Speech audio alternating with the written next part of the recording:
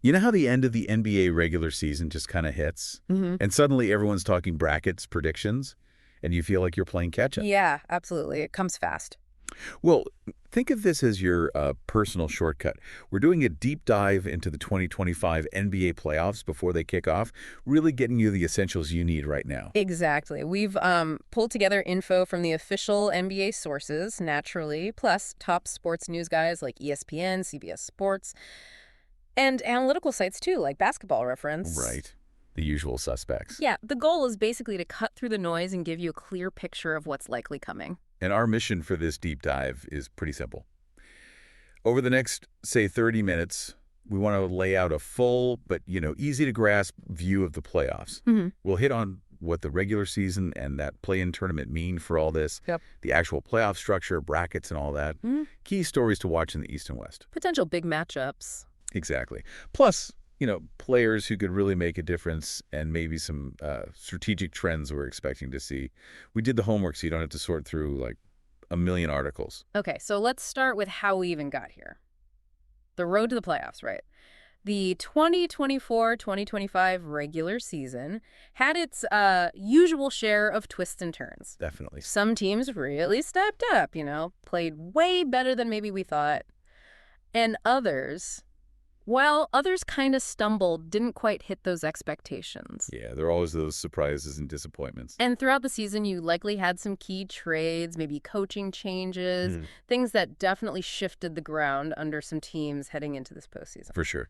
And the play-in tournament, it's not so new anymore, but it still adds that jolt of like last-minute drama, doesn't it? Yeah. Finalizing those last few spots. Oh, absolutely. It ramps up the excitement. It'll be interesting to see who came through that this year. Right. And does surviving that pressure cooker actually help them? Like, are they battle-tested? Yeah. Or just tired? Heading into round one, what do you think? That's a really good question. Because on one hand, yeah, they've been playing playoff-level intensity games already, elimination games. Builds grit, maybe? Could be, builds resilience, but they've also played more high-stress games recently, more potential wear and tear, right? Compared to a team that locked up their seed early and maybe rested guys. Good point. So it probably depends a lot on the team itself, like their bench depth, injuries. Exactly. And just the mental side of it, too. How did they handle those play-in games? Are they drained or are they riding a wave? Okay, so beyond just who got in and where they're seated, there are always these narratives, right? These storylines heading into the playoffs. Always. You might have, like, a team trying to make up for last year's flame Their out. puncher arcs, yeah. Or maybe a big rivalry between two stars finally plays out in a series. Or a young team that's suddenly looking really dangerous. The up-and-comers. Yeah. Or that veteran superstar chasing the ring to kind of cement their legacy. Which of those feels particularly strong this year based on what we've been seeing? The story of the young contender always grabs me. Teams that built something, developed players, had a great regular season. Right. And now they're hungry to prove it against the big dogs in the playoffs. But that lack of deep playoff experience, it cuts both ways, doesn't it? How so? Well, they might play free, kind of fearless. Right. But they also haven't really felt the pressure cooker of a 7-game series, the adjustments, the scrutiny. Where every possession feels massive. Exactly. So seeing if that regular season magic holds up when everything gets turned up to 11, that's always compelling stuff. Okay, cool. So teams are locked in. Stories are brewing. Let's get into the nuts and bolts. The playoff structure itself, quick refresher. East and West, top 8 teams from each make it in. Yep, seeded 1 through 8 based on their regular season record. Simple as that. And that seeding sets up the first round, right? 1 plays 8, 2 plays 7. Correct. And, traditionally, the higher seed should have the advantage. Home court, better record usually means a better team on paper. But we see it every year, don't we? Lower seeds find a good matchup. Maybe they get hot at the right time. Upsets happen. That's the beauty of it. Regular season gets you in the door, but then it's a new ballgame. Totally. So once those first round pairs are set, it's not just one game. It's a best-of-7 series. Can you walk us through how that works, home court and all that? Sure. Best of 7 means first team to win 4 games moves on. Pretty straightforward. Right. The higher seed gets that home court advantage. So they host game 1, game 2. Then it shifts to the lower seed's place for games 3 and 4. Okay. Then, if the series goes longer, it alternates back. Higher seed gets game 5 at home. Lower seed gets game 6. And if it goes the distance, Game 7 is back at the higher seeds arena. Exactly, that classic 2-2-1-1-1 format. Yeah. And having those potentially decisive games, 5 and 7 on your home floor, that can be a big deal. The crowd, the routine, it matters. Yeah, no doubt. Now, trying to follow all this, the schedule always feels like a whirlwind during the playoffs. What actually goes into deciding when these games are played? It's a juggling act, really. TV's a huge driver, obviously. How to get those eyeballs? Right. Networks want the big games in prime slots. Then there's arena availability. These places host concerts, other sports. Got to work around that. And just logistics, travel time between cities. You need to give teams reasonable rest, especially flying cross-country. Makes sense. So it's complex. That's why checking the official NBA schedule, Googling NBA schedule today during the playoffs is always the best bet for the latest, most accurate info. Things can shift. Good tip. Okay, so teams win their first round series. Then what? Winners move on to the conference semifinals. Still best of 7, still within their conference. I got it. Win that, and you're in the conference finals. Now you're playing for the conference championship banner. East champ and the West champ. Exactly. And those two winners then face off in the NBA finals, the big one. Best of 7 for the Larry O'Brien Trophy. The ultimate prize. Okay, switching gears slightly. For fans wanting to actually go to these games, finding NBA Playoffs 2025 tickets is probably going to be crazy. Any advice there? Yeah, it gets intense. Your first stops should be the official NBA ticket sellers and the team's own websites. Right. Primary market first. Definitely. But demand is super high, so the resale market, StubHub, SeatGeek, those places gets very active too. And probably very expensive. Oh, yeah. Prices generally go up each round. Finals tickets. Astronomical sometimes. Just be careful on resale sites, check seller ratings, understand the fees, make sure the tickets are legit. Good call. Yeah. And when do tickets even go on sale? It varies. Keep an eye on official announcements once the matchups in the NBA playoffs 2025 schedule get firmed up. Game dates and times have to be set first, usually. Okay, makes sense. Let's dive into the conferences now. Starting East. Based on the sources, what do those top seeds in the East usually look like? What are their common strengths? Well, the teams consistently grabbing those top spots, maybe seeds 1, 2, 3. They tend to be really balanced. You look at the stats from the regular season. And they're often strong on both ends, like top 10, maybe top 5 in offensive and defensive efficiency. So no glaring weaknesses. Generally, yeah. They usually have a clear way they want to score. Maybe it's shooting a ton of threes, maybe pounding it inside, maybe great pick and roll play. Got it. And defensively, they're usually very disciplined. They communicate well. They often have guys who can really lock down opponents. Plus, almost always, there's a main star, right? A leader who delivers in the big moments. It's a go-to guy. Exactly. And how they fared against other good teams during the season, that can tell you a lot about whether they're truly ready. Okay, what about the teams kind of in the middle? Say, seeds 4 through 6. Good teams, obviously they made the playoffs, but maybe not dominant like the top couple. What's their potential to shake things up? Yeah, those mid-tier teams are often super interesting. They've shown they can hang, right? And they often have a specific strength that could really bother a higher seed. Like what? Maybe they have one unstoppable scorer. Or maybe their defense is just nasty at forcing turnovers. Or maybe they have a really sharp coach who's great at playoff adjustments. Ah, the coaching factor. Huge factor. Their path to an upset often involves leaning hard into that strength, or maybe exploiting a specific weakness they see in that top seed. But the reason they're mid-tier is usually some inconsistency. Right. Maybe they have off nights more often. Exactly. And over 7 games, that can catch up to you against a really solid, consistent top team. Okay. Then you've got the lower seeds, 7 and 8, and the teams that maybe battled through the play-in. What's their mindset usually, and what are their realistic chances? Well, often they're kind of playing with house money, right? Yeah. Less pressure, maybe. A little bit. Just making it might have been the goal. Or exceeding expectations, so they can play looser. And if they got hot late in the season or won those play-in games, they might have some real momentum. That can be powerful. It can. Their best shot usually needs a few things to go right. Like their star player has to go absolutely nuclear. The matchup stylistically needs to favor them somehow. Or maybe the higher seed just kind of overlooks them, doesn't take them seriously enough early on. It happens. It does. But history shows it's tough. Consistently beating a team with more talent and usually more experience over potentially 7 games, that's a tall order. Let's talk specific matchups then. In the East, thinking about what the sources highlight, Any potential player battle or like a strategy clash that seems particularly juicy, not just star versus star, but maybe something more specific. Well, one thing you might see, based on typical team builds, imagine a top seed whose offense really flows through a dominant scoring forward.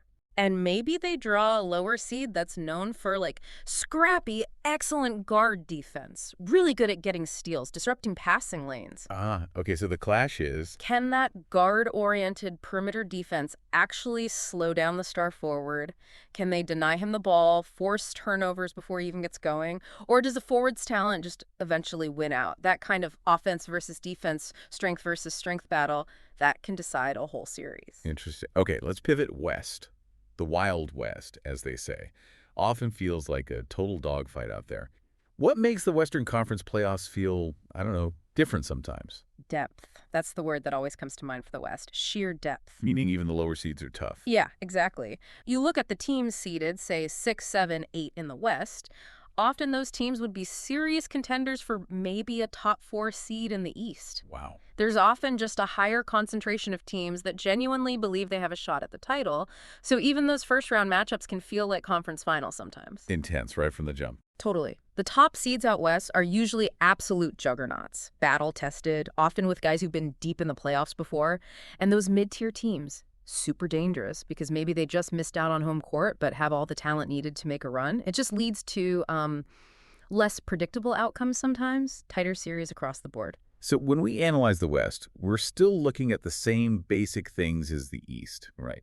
Strengths of top seeds, upset potential, lower down, spoiler alert. Oh, yeah, absolutely. The framework is the same. You're still looking at who are the key players, how good is their offense, how good is their defense, coaching strategies, playoff experience, team resilience. Right.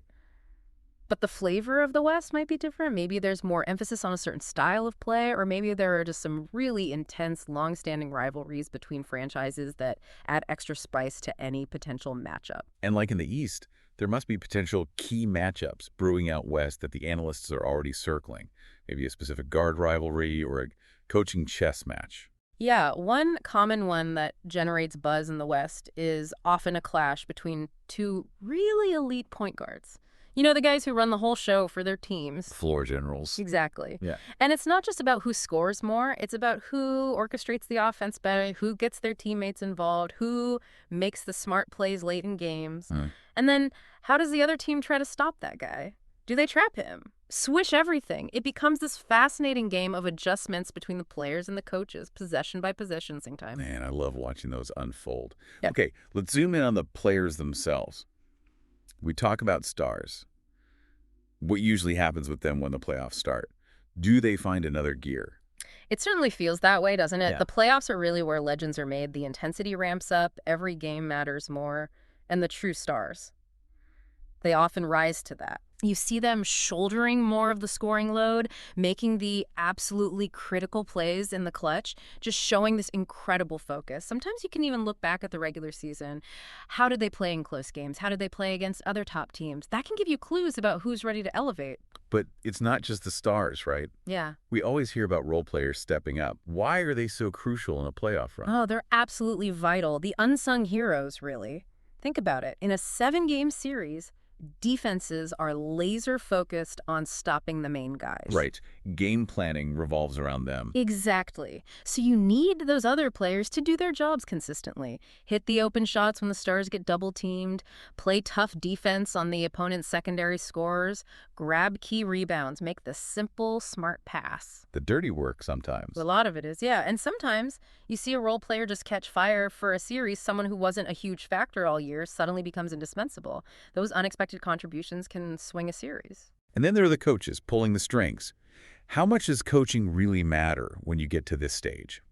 It matters immensely. Playoffs are like a high-stakes chess match. Series evolve game by game. Coaches are constantly scouting, looking for weaknesses, adjusting their game plans. Should we switch defenses? Should we change our rotation? Who matches up best against their hot hand?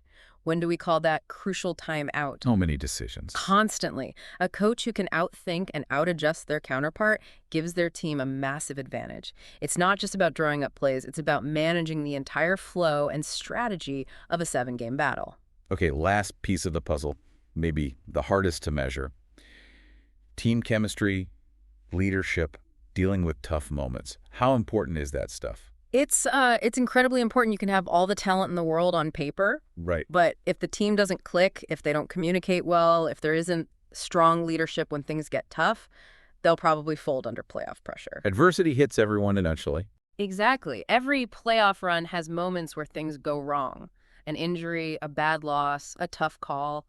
The teams that can stay together, trust each other, pick each other up, those are the teams that often go the furthest. That belief, that resilience, it's often the secret sauce. Looking bigger picture now, strategically, Mm-hmm. any overall offensive or defensive trends you expect to see maybe become more common or maybe evolve during these playoffs? Well, offensively, you'll likely see teams double down on what worked for them in the regular season, but maybe with even more focus on exploiting very specific mismatches.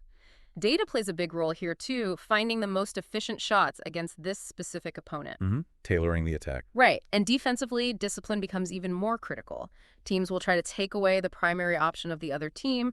That might mean more complex switching schemes, maybe more aggressive traps on star players, really trying to make secondary guys beat them. Adaptability is key. The teams that can tweak their schemes effectively from game to game will thrive. What about the pace? Does the game slow down in the playoffs, typically? Often, yeah.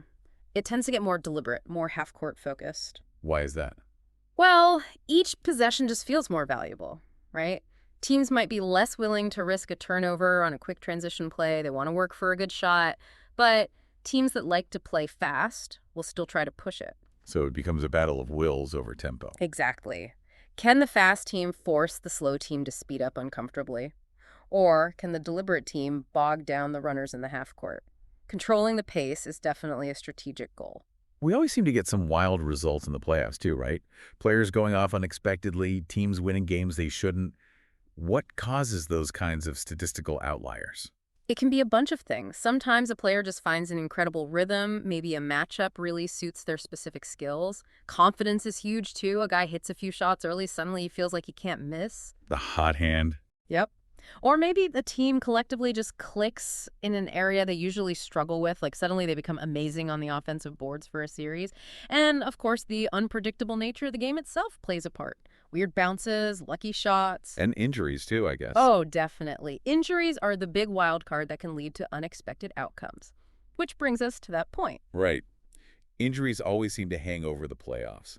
How badly can losing a key player wreck a team's chances? It can be absolutely devastating. Losing a star doesn't just remove their scoring or defense. It forces everyone else into bigger, maybe unfamiliar roles. Puts way more pressure on the supporting cast. Huge pressure. Teams with great depth can sometimes manage it, find ways to cope, but often losing your best player, or maybe even your second best player, it's just too much to overcome against elite competition. It forces massive strategic shifts and basically requires near-perfect play from everyone else. Man, it's a tough business. Well, this has been super helpful. Really great look ahead at the 2025 NBA playoffs. We've covered a lot. Yeah, we hit the road here, the play-in impact, the structure itself. Key stories, potential matchups in the East and West, the Mhm. importance of stars, role players, coaches. And those bigger strategic trends and, unfortunately, the potential impact of injuries. Right. So hopefully we've painted a pretty clear picture. Yeah, I think so. It definitely looks like it's shaping up to be another exciting postseason. All the ingredients are there. Absolutely. So for everyone listening, as you get ready to watch the 2025 NBA playoffs, here's something to think about. Based on our chat today, which team's strategy are you most curious to see play out? Is it a defensive approach, an offensive style, maybe how they use a specific player? That's a good one. And also, how do you think those regular season stories, we talk about the redemption arcs, the young challengers, the legacy quests, how might those actually change or intensify under the playoff spotlight? Something to chew on? Thanks for taking this deep dive with us.